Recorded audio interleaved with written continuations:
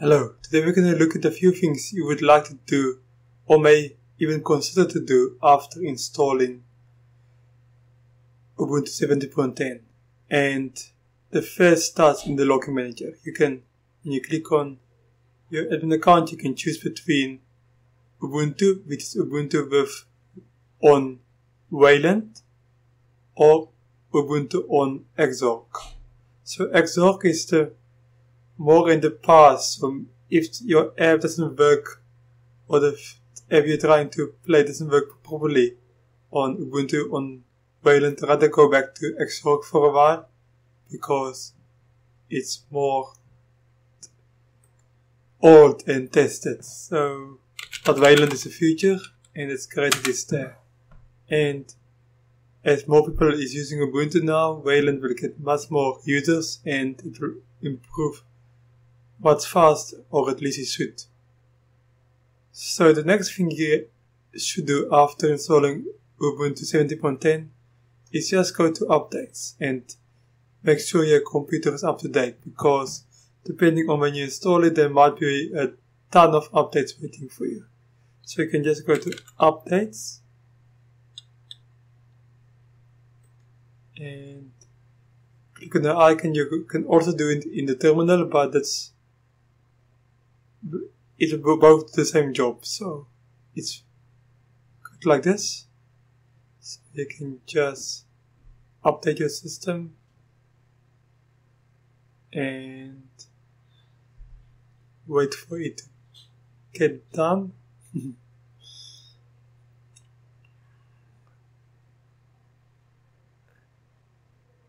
As you can see, it might take some time for it, and if you have any shared printers on your network, it will find it and add it automatically. And USB printers, network printers, you will have to add yourself.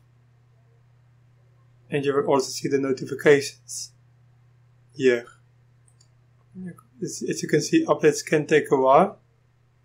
And my next thing I would like to look after we're doing the updates is go to software and updates. This one here. Basically here you can configure your updates. Like if you're not happy with your server, you can choose 1 year. So that's great. You can go here to updates. You can untick these if you don't want them. If you don't want, the default is always the best to keep them all ticked, but it is for some specific reason that you just want the important security updates and you don't care about the rest, just untick the others. You can check for updates on daily, every 2 days, weekly base, what must happen when there's new updates, security updates. This is quite cool. Either display them immediately, download automatically. You can read, so it's basically just all the options there are. And because this is not a LTS release, it's better to keep it on for any new version. But for LTS releases, which will be the next one, is supported for 5 years. This one is supported for only 9 months. That is why the one called a short-term release and the other one a long-term release. LTS is a long-term release. And you can also tick this if you want some proposed updates, some more updates. So yeah, as you can see, checking the updates takes very long. I don't know exactly why, but it's okay. We have time. And next thing I want to look at while we're still running the update is we can go to settings. There's quite a lot of settings I always love to look at when we look at new distros and things we have to do in a distro, because it's so important. As you can see, Ubuntu got new setting manager. As you can see, my computer is up to date. If you have updates to run, just run them. There's new backgrounds, and if you are used to previous versions of Ubuntu users and you know, or you don't even know they moved to GNOME, it is a GNOME background chooser, and you can choose any of your own pictures, any of the default pictures here. You can add any of your pictures here, or just a plain color. And let's take the Grand Canyons, or I think it's the Grand Canyons. And here you can also, your lock screen will look set manually, set not with your background but with this option. So I'm gonna take the same one. If you click on lock screen right now, as you can see, this is how it looks like. You can just press spacebar, type in a password. There we go. Other things I want to look at in the settings, which you can do to customize your system, is the dock. You can make it auto hide. It's basically when you have a full screen app, it should take your menu away, because we done it while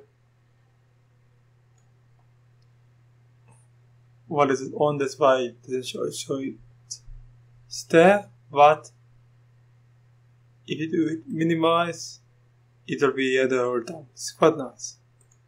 And you can also change the icon size, and you can choose if it must be on the bottom, left or right, which is the first for Ubuntu, for a long time at least. And the other one I also love to look at is power settings. Here you can power saving. I normally go for never. Automatic spend. You can, when idle, you can turn it on and choose more often. After what time it must suspend your computer. And then the last thing I want to look in system settings is if you go to the displays, you can, that's where additional, if you add a projector, you will also see it here. So it's quite nice. And also night light.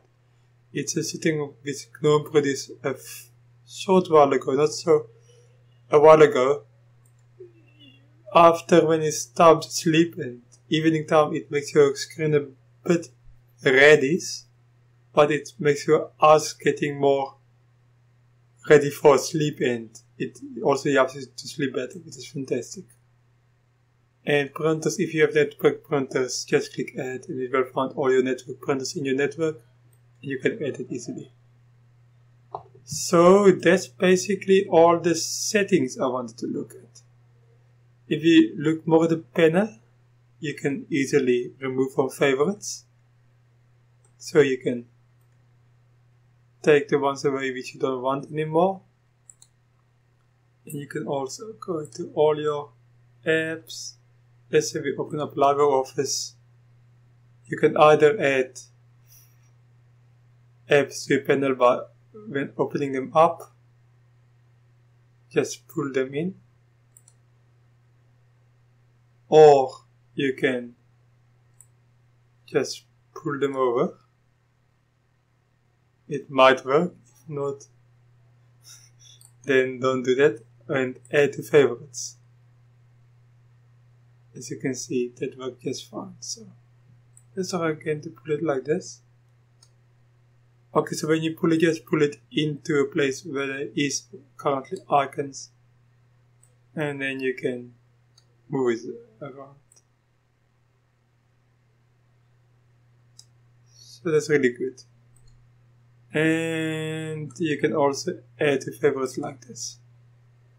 And what's cool also about this, you can choose between all your LibreOffice options. They all appear here, as well as music and all apps. This is really cool.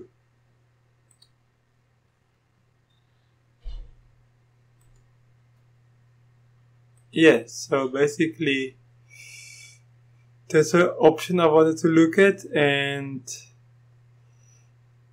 of course deb packages. You can install deb packages. It's basically packages you get from the internet to use on your system, like Google Chrome. Let's go to Chrome. Skype. If you want to install them all, you will get a deb package, which is called for Ubuntu. And as you can see, it's a deb. You want that for Ubuntu. And you can save. Let's save it first. There's several ways. There is a default GNOME way to install it, but sometimes if you just open it through the software center, it will work 90% of the time. And that's fantastic. But I don't want to, if you're looking at this video, you most probably, and you want to see how to install the packages, you most probably have tried it, and for some reason it doesn't work on your computer. So I always want to give an alternative for people. And you can also go to the terminal and type sudo dpkg, like that -i, and then the package name inside the folder you are. You will also install it. You might run into like dependency errors, and you have to, after that, type sudo apt-f install. It's like shown in your error message, or you can install gdebi, which I'm going to show you right now how to do. Install gdebi. Normally it's a graphical interface app, which works fantastic to just install packages. Like now we're going to say why. Yes, but I noticed, at least in the Wayland session, the graphical part is not working yet. So I didn't test it on Xorg, but there's a graphical app, and this installs all the dependencies with your package. So it's much more streamlined, if I can use it word. So I like it very much, and I was surprised there is no packages, but if you click on it and it appears open with gdebi, I will show you now.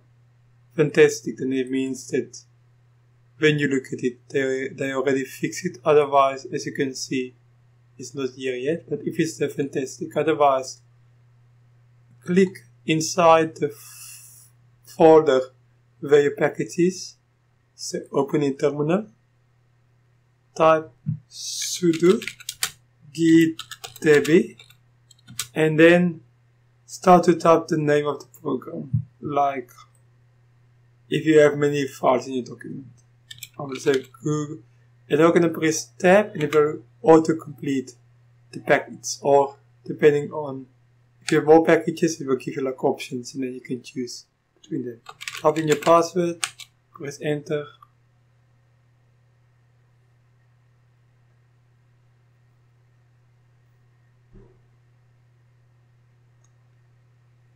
And press Y to confirm, and now it will install Google Chrome on your computer, and you don't have to worry about getting updates for Google Chrome. It will automatically update with the rest of your system, which is really cool. And after this, all I can say for you, because it's a big step from if you have used Ubuntu in the past and you see this, you will realize what just happened. It's not what I'm used to. It is because they moved away from Unity to GNOME, so I would encourage you to run around, look at the system, see what's new, and just play around. And if you come from Windows or Mac or any other operating system, enjoy it. Run around, look around, and if you have any questions, please ask me. Thank you for watching. See you later. Goodbye. Oh, and Chrome is installed, as you can see. And you can also search in this toolbar let's say Google. It should see packages. Let's say desktop. As you can see, it finds files in your computer, not documents but files. It's quite nice. Yeah, otherwise, great tool, and I hope you enjoyed the video. See you later. Goodbye.